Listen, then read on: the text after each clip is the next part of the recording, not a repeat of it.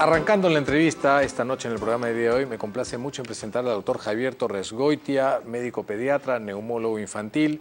Él nos va a explicar por qué razón las infecciones respiratorias agudas en los niños no son solamente patrimonio del invierno, sino que también existen en el verano y en muchos contextos.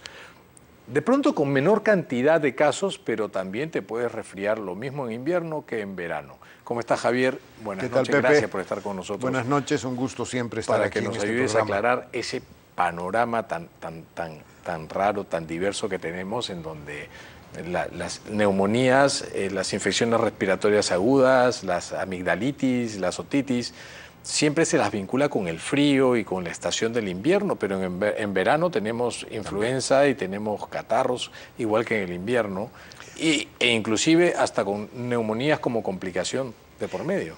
Sí, hay un factor epidemiológico que vale la pena mencionar. En la época de invierno no es tanto el frío el que produce la enfermedad, sino que en la época de invierno la temperatura baja hace que determinado tipo de virus sean más, se reproduzcan más fácilmente, habiten más fácilmente en el medio ambiente en el cual estamos y por lo tanto los contagios de esos virus son mucho más frecuentes en la época de invierno. En la época de verano, al subir la temperatura, al cambiar la humedad, al haber mayor radiación solar, etcétera, cambian las familias de virus, cambian las familias de bacterias y las que están presentes tienen mayor propensión a afectar el aparato digestivo. Pero hay también virus que afectan el aparato respiratorio o, como lo que estamos viendo ahora en estos días, situaciones en las cuales afectan los dos, afectan el aparato respiratorio y el aparato digestivo.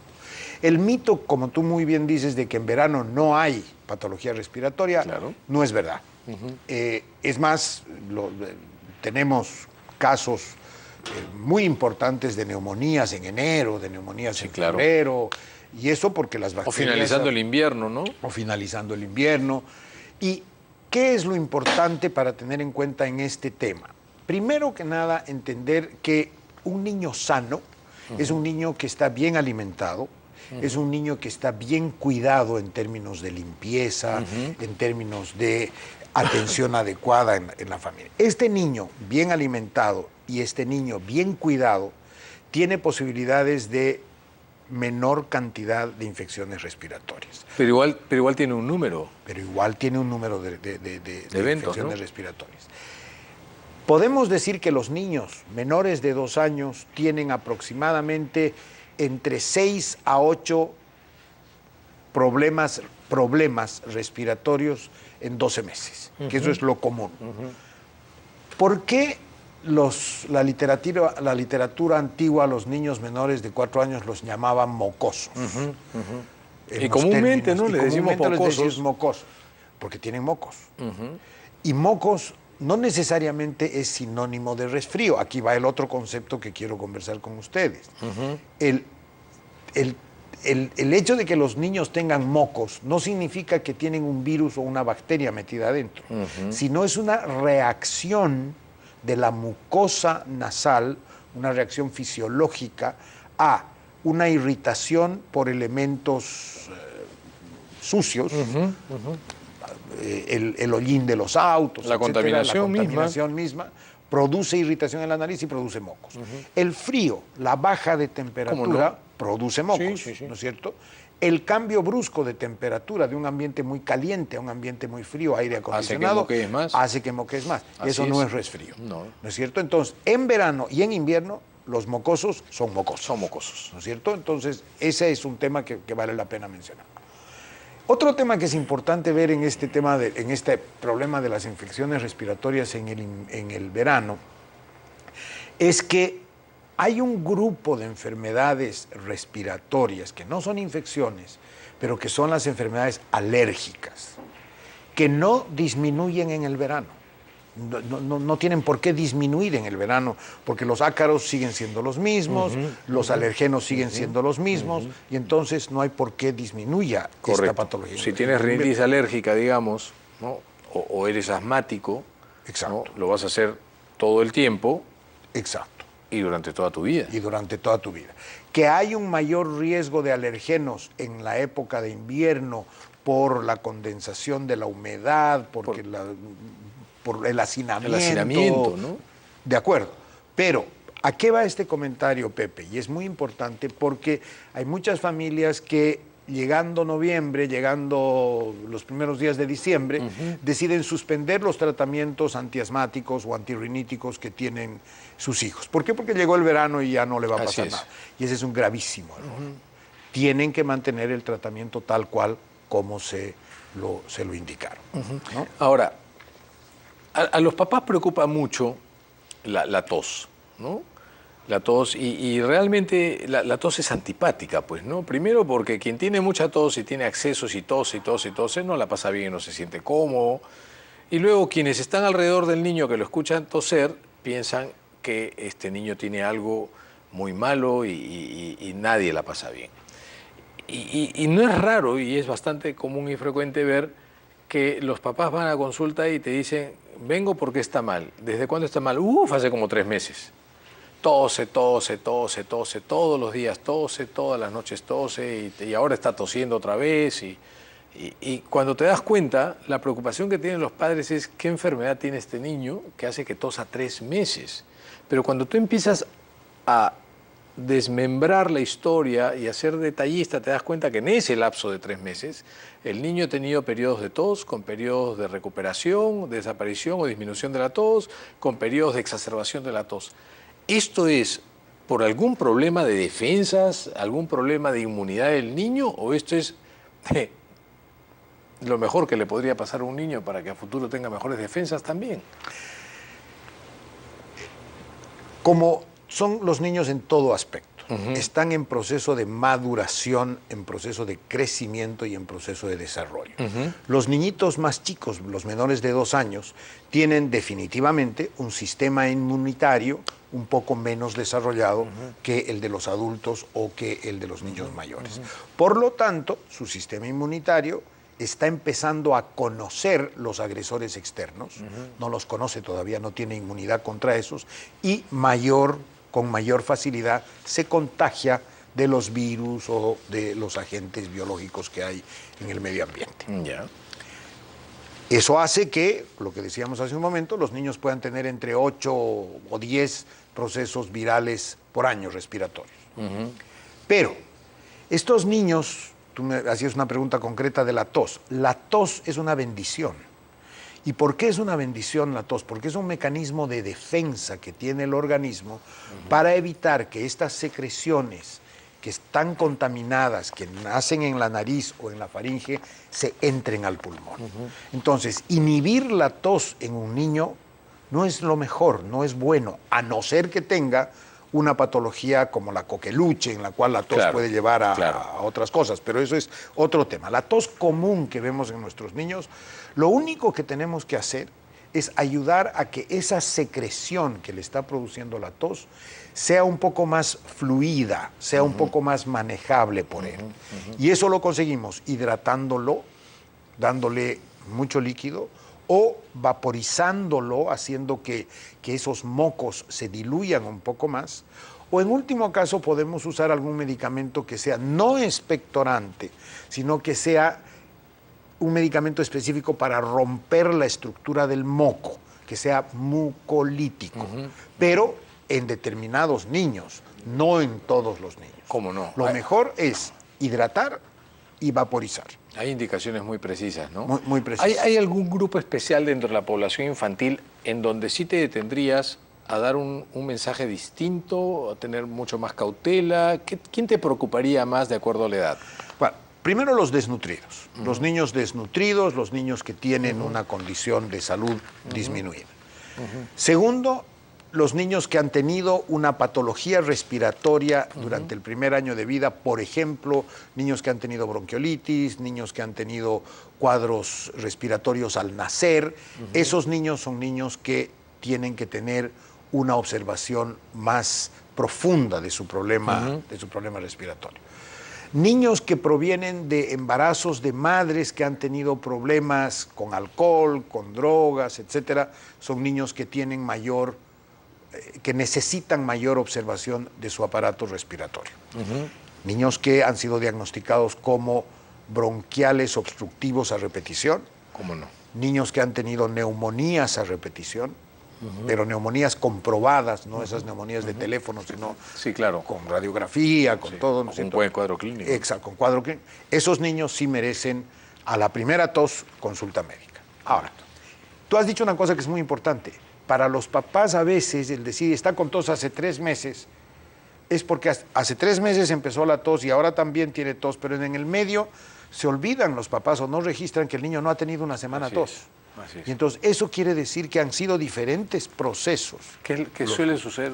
Con mucha frecuencia. Porque no hay una enfermedad que te dé tos todos los días durante 3 meses, ¿no? O sea, digamos... Bueno, cuando un niño... Las que hay no creo que sean las que más comúnmente ves en los niños. Claro, es cierto, cuando tú ves a un niño que el padre, y en la investigación, ves que realmente el niño está tosiendo más de 10 días o más de 14 días, ahí sí tienes que parar las orejas. ¿Cómo no? ¿No? No, pero claro, correcto, a eso vamos a llegar. De eso vamos a conversar en el siguiente bloque, ¿te parece?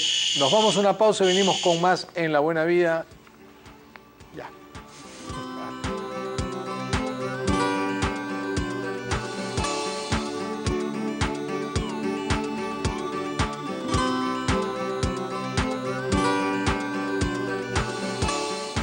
Todos hemos pasado por situaciones difíciles, donde la ayuda de alguien nos ha cambiado la vida. Precisamente hay comunidades en nuestro país que necesitan de tu apoyo para salir adelante. Por eso la Fundación Ayuda en Acción te invita a sumarte a la campaña Somos Ayuda. Llama al 702-8600 y apadrina a un niño o una niña de una comunidad. Ayuda en Acción, 30 años trabajando en el Perú.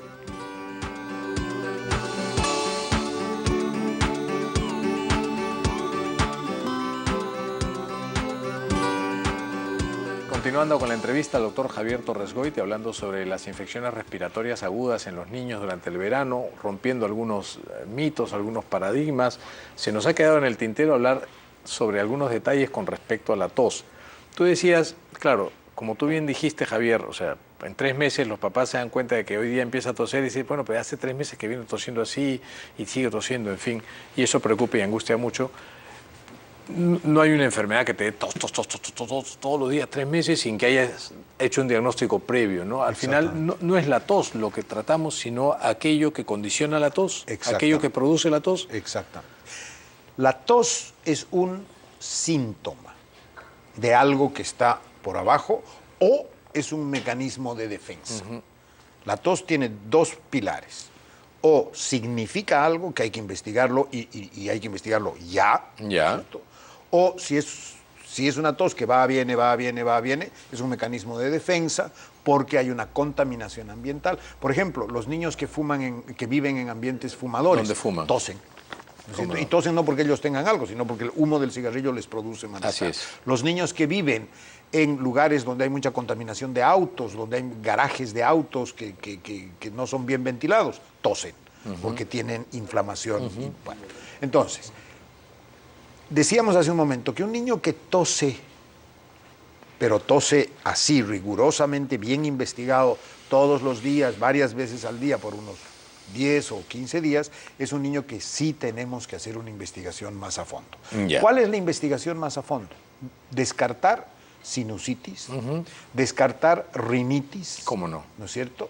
Y descartar un problema pulmonar de diferentes tipos. Que eso se hace muy fácil. ¿Asma, por ejemplo? Puede ser asma, puede ser una enfermedad crónica, una enfermedad metabólica. Pero en todo caso esos son los menos, ¿no? Son la minoría. Claro, una enfermedad metabólica que no hayas hecho el diagnóstico antes. Claro, claro. Esa es la minoría. El grueso es que, si vamos a hablar para la población en general, el grueso de las toses de nuestros niños son mecanismos de defensa o mecanismos reaccionales a agentes irritativos que entran por la nariz. ¿Por qué las personas tienen la sensación, la mayoría de los padres, de que si su niño se resfría mucho, ¿no?, va a terminar haciendo una enfermedad crónica? ¿Por qué tienen la idea de que un resfrío mal curado podría llevarte a tener asma, por ejemplo? Bueno, ese es un mal concepto. Ese es un concepto que realmente no se ha demostrado científicamente. El asma es una enfermedad con la cual los niños nacen con una sensibilidad a reaccionar exageradamente a determinado tipo de agentes externos. Ese es un grupo de personas que tienen asma. No es que la tos frecuente o el resfrío frecuente te va a llevar a tener asma. No, eso no es así.